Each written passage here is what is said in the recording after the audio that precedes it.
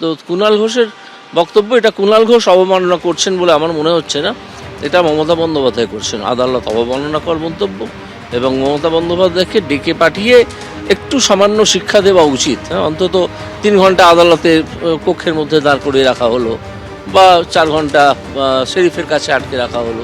মমতা বন্দ্যোপাধ্যায় তো আর কিছু একটা বিরাট ব্যাপার নন, উনি একটি দুর্নীতিগ্রস্ত দলের প্রধান, এছাড়া কিছু না। করুন না, তাতে কি আসবে যাবে? মানুষ তো যা বোঝার বুঝে গেছেন। আজকে মুখ্যমন্ত্রী সভায় লোক হচ্ছে না, সে কারণে ওনারা তো কেঁপে গেছেন। ওনারা বুঝতেই পারছেন যে কোথায় ওনারা পৌঁছে যাবেন, ওনাদের ভোটিং পার্সেন্টেজ কোথায় পৌঁছে যাবে সে তো ওনারা বুঝে গেছেন। এবং আরও যত দিন যাবে তত বোঝা যাবে। তাহলে তো যা করছেন সব অন্যায়, এখন যা করছেন সব ভুল, সব অন্যায়।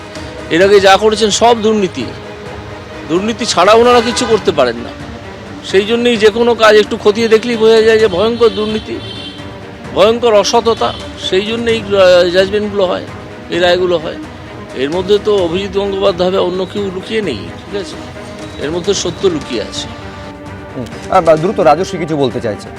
দেখুন, অভিজিৎ গাঙ্গুলির প্রত্যেকটি রায় সুপ্রিম কোর্টে চ্যালেঞ্জ করে তৃণমূল কংগ্রেস রাজ্য সরকার গিয়েছিল। সুপ্রিম কোর্ট কিন্তু এমন কোনো কিছু বলেনি যে এই কোন রায়গুলোকে বাতিল করে দিয়েছে বা খারিজ করে দিয়েছে। সব থেকে বেশি রায় একজন বিচারপতির যদি সেটাকে বহাল রাখা হয় সেটাই হয়েছে। এবং আমি শুধু একটাই কথা, শান্তনুদাকে এত তো কোর্টের কথা বলছেন, শান্তনুদার দলের তিনি সাংসদ, বিদায়ী সাংসদ শ্রীরামপুর থেকে কল্যাণ বন্দ্যোপাধ্যায়, তিনি 2013 সাল, যেখানে দূরান্তে নরেন্দ্র মোদী ছিল না, বিজেপি ছিল না, তখন হাইকোর্টে বলেছিলেন খাদ্য দপ্তরে পশ্চিমবঙ্গ রাজ্য সরকারের দুর্নীতি হয়েছে, বালু চোর, বালুর দপ্তরে চুরি হয়েছে, কল্যাণ ব্যানার্জি বলেছিল।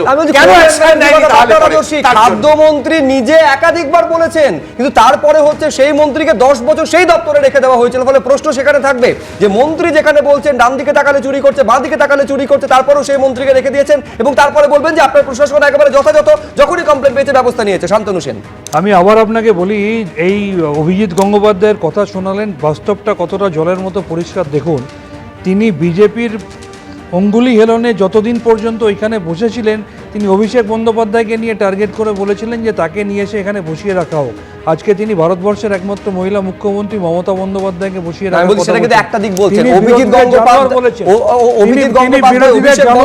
কোন মন্তব্যের প্রেক্ষিতে বলেছিলেন?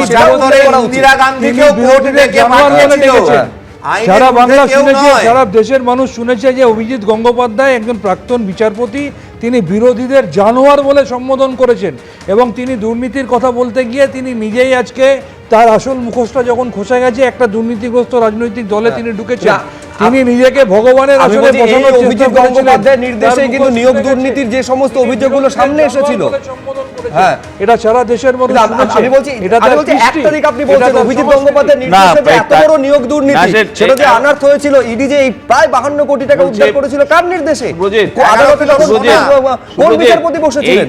এই যে কথা বলছেন না, আদালতে মানুষ কখন যায়, এই যে নিয়োগ দুর্নীতির কথা অভিজিৎ গাঙ্গুলি বলছেন, তো